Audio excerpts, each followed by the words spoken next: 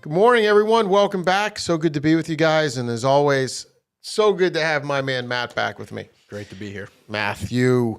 Matt and I have talked about athletics in the past and some of our athletic journeys. My journey was much shorter and less accomplished than Matt's, but Matt and I both enjoy sports as we were growing up, participated in athletics, and I had an opportunity the other day because there's so many lessons, too, that we learned from our athletic backgrounds and endeavors. And I had an opportunity the other night, little background. My wife Susie and I were the co-chairs for the upcoming St. Jude Gala, which is going to be next year in Pittsburgh. The co-chair with us is Santonio Holmes, who was the MVP of Super Bowl 43, incredible athlete, obviously played at a very high level and had incredible success. So we had the opportunity to have dinner with him the other night.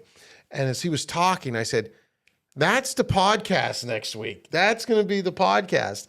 And he said, "Oh, I already tuned into it. That's great." No, he doesn't. He's subscribed now, I hope, though. So, but we did chat about some of his background and some of the lessons he learned along the way.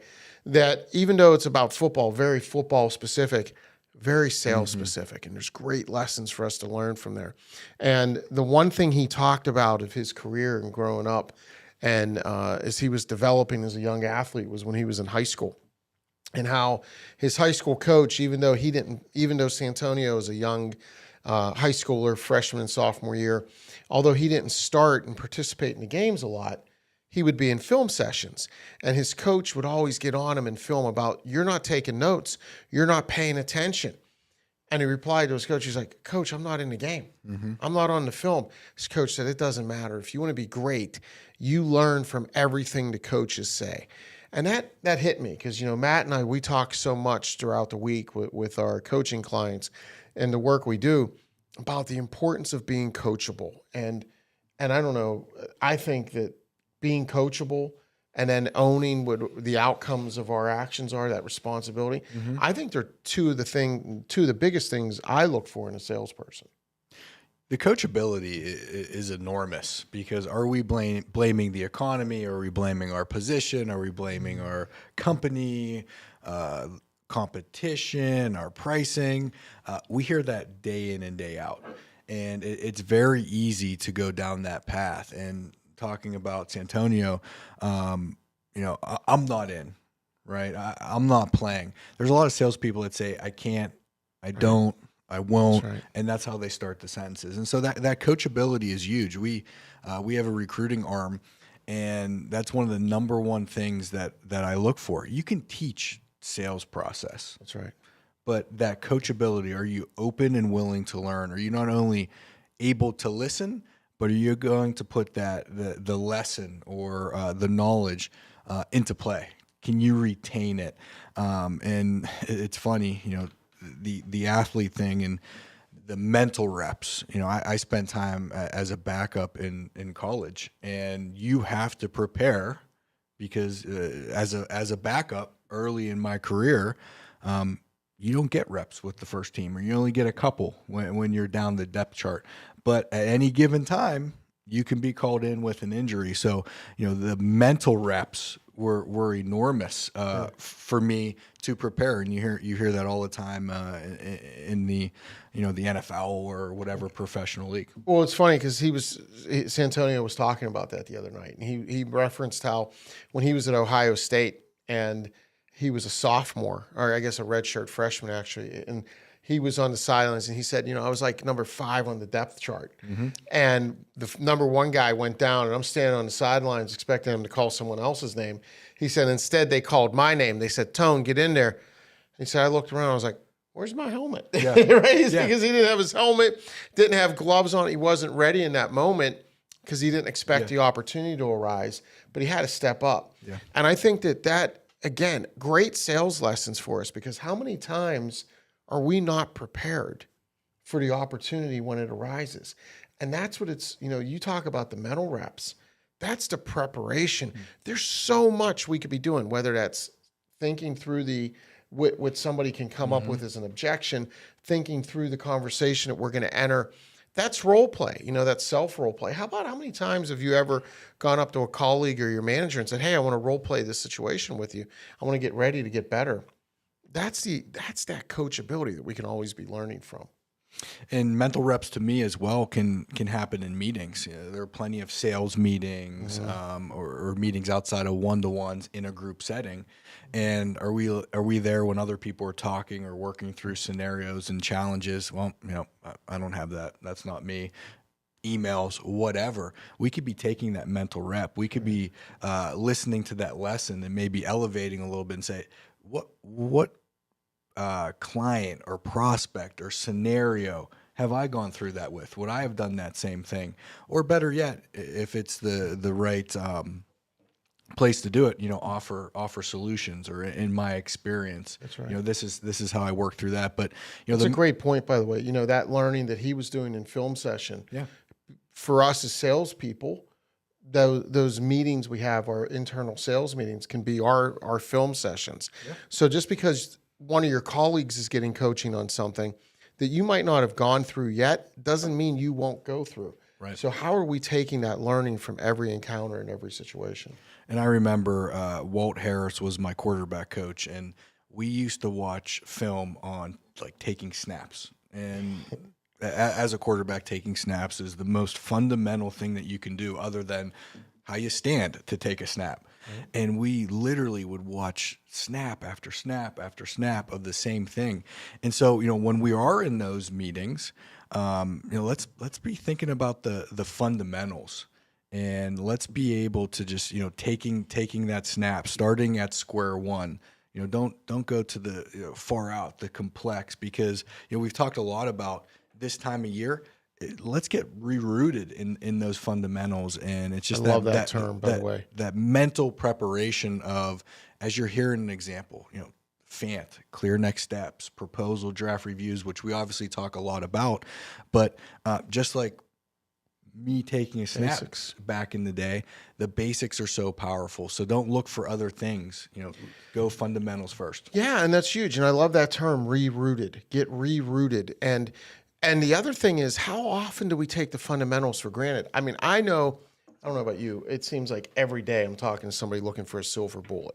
Like I need to grow. Every day. How about like every hour? Yeah, right.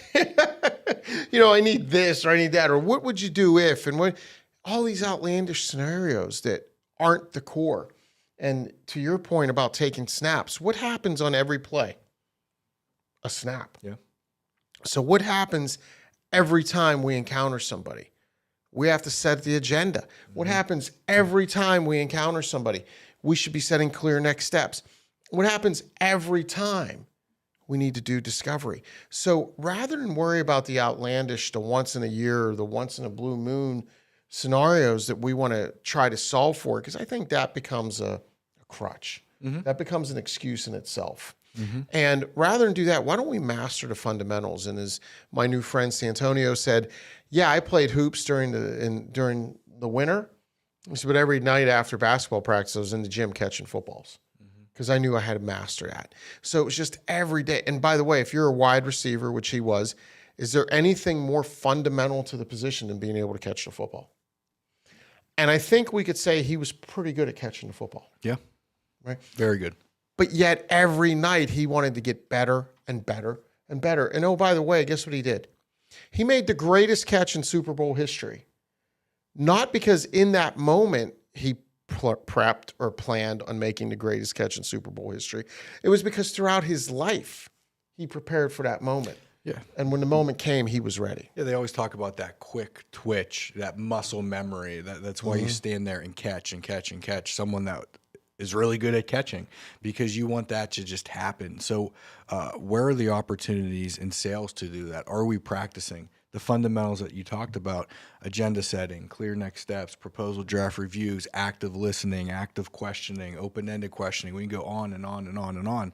You know, are we practicing, and are we retaining that, and are we coachable to learn not how to do a clear next step one time, but I always talk about results in our coaching come going 2, 3, 4, 5, 6 levels deep. Yeah. That's why we have people that we coach 5, 6, 7 years. And when we sign up with someone, they're like, okay, so is this done in like 30 days? Yeah. You're going to like give me pixie dust and we're going to rock and roll. Yeah. But it's those people that are coachable and really bought in that can continue on and are unafraid to continue and talk about clear next steps and to keep going deeper in the proposal draft review and let every single experience teach them for the next time and take that time to reflect and not just talk about it, but it's really important to how am I going to retain that and how am I going to put it into play and practice. Yeah, and live it, right? Because you talk about fast twitch or muscle memory and all. Well, what we do as sales professionals, it's muscle memory. When was the last time you left a meeting without setting a clear next step? Just happens. I don't know. Do you think of it? No, it's just, okay, let's look at the calendars. Yeah, we get to the end of a meeting and it's just so ingrained in us. It's like, if I left this room without setting a clear next step, I'd be breaking out in hives. yeah, right? I mean, like, it feels funny. It feels like, I forgot, I failed. It's not an option. It gets to a point where it's just not an option. And I think that's when you know we're making it, when you're really embracing the fundamentals, because there's a lot of things that could go sideways in a sales call or in a sales cycle. They might have budget to go sideways. They might have someone that changes. Many things are outside of our control that can happen in a sales cycle. But you know what is in our control? The things we can control. So why don't we just focus on those things we can control, the basics, the things we encounter every time, so that we get that consistency? Because in the preparation, in the practice, in each meeting, what we're doing is we're setting ourselves up for that big opportunity that is going to come our way. And, I don't know what your sales cycles look like. I don't know what your average ticket size is. Let's say it's $50,000. Let's say on average, things you're selling, $50,000. Every time you execute one of those sales cycles with consistency and precision, you're setting yourself up for the big win, because there's going to come a day where one of those $50,000 opportunities becomes a $500,000 opportunity or becomes $1 million opportunity, and you're going to win it. And when you come back in, the people, the mediocre people on your team, the people that strive for mediocrity versus striving for greatness, and by the way, that might sound harsh, but think about it. Look around at your colleagues, look around at the other professionals you know, look around at all the other salespeople you know. How many of them truly are striving for greatness? I can tell you, every one of them will tell you they want greatness, right? Every one of them wants to make big money. Every one of them wants to be great. Very few of them are willing to sacrifice and practice to be great. So if they're not pursuing greatness, what are they pursuing? Mediocrity. When you look at the people that are pursuing mediocrity versus the people that are pursuing greatness, they go about their business a different way. And the day you find, if you're prepping for greatness, the day that $1 million deal finds you, just as that opportunity to shine on the biggest stage in the world found Santonio, he was ready.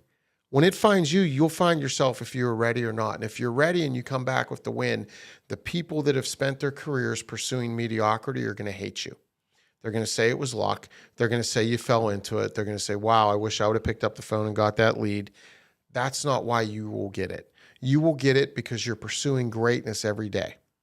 That's our hope for you. That's our prayer for you, that you can find a way to find that intestinal fortitude to pursue greatness every day. And one of the ways I think you find it is by being coachable. Yep. Right? So if you think you're coachable, I would ask you this. Prove it. If you're coachable, prove it. What's the last thing you learned? What's the last thing you adopted? What's the last thing you made your own and ingrained into your day? If you're struggling to find something, you might not be that coachable, because every day is a learning opportunity. And when's the last time you proactively went and searched for knowledge? We do a lot of one-to-ones. That's basically my day, along with team sales calls. And I know the people that are coachable, just how they come prepared. Hey, let's talk about this. Let's talk about that. Or are you someone that's just going through the motions? You're just doing it. Every once in a while we get people that say, well, yeah, my boss wanted to do it. What can you teach me? And it's going through the motions. So, I think how you're coming prepared to internal meetings, because internal meetings are really the opportunity to practice alongside, just alone or with a colleague, it's a great opportunity to ask those things, to be able to prepare and work through some of those. So the coachability is really showcased there. And the other piece of that is if you're coachable and you're preparing for greatness and you're pursuing it, well, what does that mean? And when you compare the great achievers, the people that are pursuing greatness, to the people that are pursuing mediocrity, think of the language they use. The folks that are pursuing mediocrity, one of the things we hear from them often is, "I'm just so busy. I don't have time. I'd love to do that, but I don't have time." Huh. Yep.